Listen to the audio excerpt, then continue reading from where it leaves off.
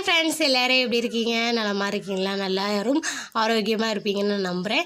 இன்றைக்கி பார்த்திங்கன்னா நம்ம வீடியோவில் எதை பற்றி பார்க்க போகிறோம்னு பார்த்திங்கன்னா ரொம்பவே நிறைய பேருக்கு சந்தேகம் வரக்கூடிய ஒரு விஷயம் பற்றி தான் நம்ம பேச போகிறோங்க. ஸோ வீடியோ ஸ்கிப் பண்ணாமல் முழுசாக பாருங்கள். நம்ம சேனலை இதுவரை நீங்கள் சப்ஸ்கிரைப் பண்ணால் சப்ஸ்கிரைப் பண்ணிவிட்டு கூடல பெல் ஐக்கனையும் கிளிக் பண்ணிவிடுங்க. அப்போ தான் நாங்கள் போகிற வீடியோ நோட்டிஃபிகேஷன் வரும். வாங்க நம்ம வீடியோக்குள்ளே போயிடலாம்.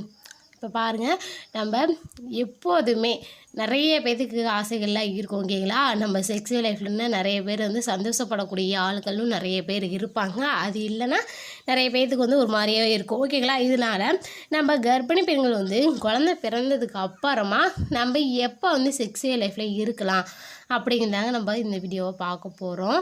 ஸோ முழுமையாக பார்த்தா மட்டும்தான் நம்ம என்ன சொல்ல வரோம் அப்படிங்கிறது உங்களுக்கு முழுசாக சேருங்க ஓகேங்களா. இது நிறைய பேர்த்துக்கு யார்கிட்ட போய் நம்ம கேட்குறது அப்படிங்கிற மாதிரி அச்சம் கூட இருக்கலாம் ஓகேங்களா. நம்ம டாக்டர்கிட்ட கேட்கலாமா, இல்லைன்னா நம்மளுடைய வீட்டில் இருக்கவங்க உறவினர்கிட்ட இல்லைனா ஃப்ரெண்ட்ஸுங்கிட்ட இதுமாரி யாராச்சும் நம்ம கேட்டு தெரிஞ்சுக்கலாமா அப்படிங்கிறத ஆர்வமும் இருக்கும். அதே சமயம் கேட்குறதுக்கு கொஞ்சம் கூச்சப்படுவாங்க. யார்கிட்ட இந்தமாரி விஷயம்லாம் நம்ம கேட்கலாம், கேட்டால் கொஞ்சம் தப்பாக நினச்சிக்குவாங்களா அப்படிங்கிற மாதிரி கூட நிறைய பேர்த்துக்கு டவுட்ஸ்லாம் ஏற்படும். ஸோ இதனாலே நம்ம கேட்காம கூச்சப்பட்டு இருப்பாங்க ஓகேங்களா. இப்போ அவங்களுக்காகவே இந்த வீடியோ நம்ம நம்மளுக்கு தெரிஞ்ச விஷயத்தை தான் நம்ம உங்களுக்கு ஷேர் பண்ணுறோம் ஓகேங்களா. இப்போ பார்த்திங்கன்னா குழந்தை பிறந்த உடனே நிறைய பேர்த்துக்கு வயிற்றில் இருக்கட்டும், நிறைய பேர்த்துக்கு வயிற்றில் தான் புண்ணாக இருக்கும் ஓகேங்களா. அந்த புண் ஆறத்துக்கு கொஞ்சம் நாட்கள்லாம் ஆரம்பிக்கும்.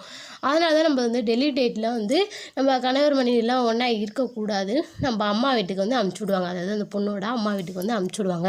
ஏன்னு பார்த்திங்கன்னா அந்த டைமில் கணவர் மனைவி இணைஞ்சிருக்கக்கூடாது. அது ஒரே காரணத்துக்காக தான் நம்மளுடைய அம்மா வீட்டுக்கு அமுச்சு விடுவாங்க. நம்ம உடம்புல நல்லா ஆரோக்கியமாக ஆனது பிறகு நம்ம செக்ஸ் லைஃப்பில் இருந்திங்கன்னா ரொம்ப நல்லது. இதே அது புண்ணுலாம் அந்த ஆறத்துக்கு முன்னாடி நம்ம அப்படி இருந்தோன்னா ரொம்ப ஆபத்தாக கூட முடிய ஆரம்பிக்குங்க ஓகேங்களா.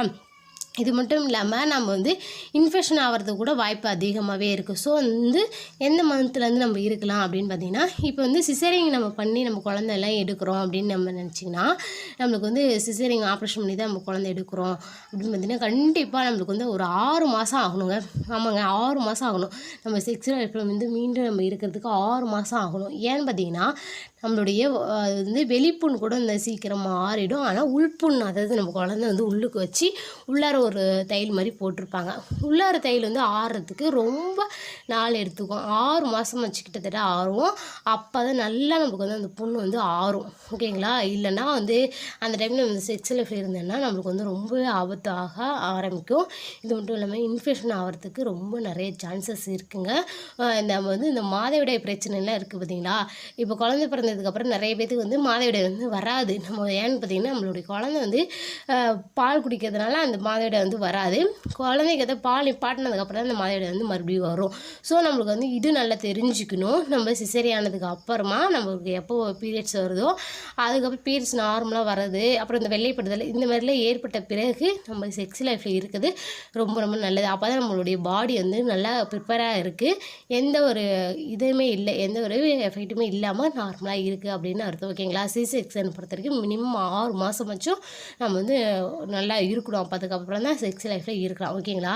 இது அடுத்தது பார்த்திங்கன்னா, நம்ம நார்மலாக குழந்தை பிறந்ததுக்கப்புறம் நார்மல் டெலிவரியில் எப்போ நம்ம இருக்கலாம்னு பார்த்திங்கன்னா, குறைஞ்சது 3 மந்த் ஆகும் ஓகேங்களா. 3 மந்தில் நம்ம செக்ஸ் லைஃப்பில் இருக்கலாம். 3 மந்த் வரைக்குமே நம்ம கொஞ்சம் கேர்ஃபுல்லாக இருக்கணும்.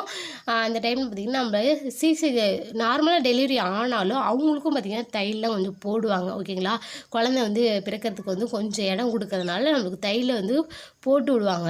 தையல் கொஞ்சம் இடம் கொடுத்தா தான் குழந்தை நல்லா ஆரோக்கியமாக வெளியே வரும். அதனால தையல் நம்மளுடைய பிற உறுப்புகளை கொஞ்சம் இதை கிழிச்சு விடுவாங்க. ஏன்னு பார்த்திங்கன்னா, நம்ம குழந்தை நல்லா வெளியே வரணும் அப்படின்னு இடம் படுத்தாதனால அந்தமாதிரி செஞ்சு விடுவாங்க.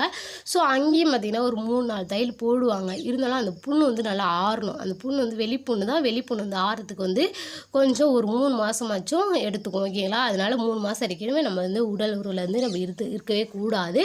ஸோ இதுமாரி நீங்கள் கண்டிப்பாக செய்யுங்க. இதை விட்டுட்டு நீங்கள் டக்குன்னு நீங்கள் செஞ்சீங்கன்னா கண்டிப்பாக உங்களுக்கு உடம்பு சரியில்லாமல் போக வாய்ப்புகள் அதிகமாகவே இருக்குது ஃப்ரெண்ட்ஸ். ஸோ நம்ம வந்து ரொம்ப எது செஞ்சாலும் கொஞ்சம் கேர்ஃபுல்லாக இருக்கணும். ஓகேங்களா? இந்த வீடியோ உங்களுக்கு பிடிச்சிருந்தா வீடியோக்கு ஒரு லைக் பண்ணுங்கள், ஷேர் பண்ணுங்கள், கமெண்ட் பண்ணுங்கள். நம்ம சேனலை மறக்காமல் சப்ஸ்கிரைப் பண்ணிவிட்டு கூடல பெல் ஐக்கனையும் கிளிக் பண்ணுங்கள். இது போல் வீடியோக்கள் உங்களுக்கு வேணும்னா கமெண்ட் பண்ணுங்கள். கண்டிப்பாக அடுத்தடுத்த வீடியோக்கெல்லாம் நாங்கள் போடப்படும். தேங்க்யூ.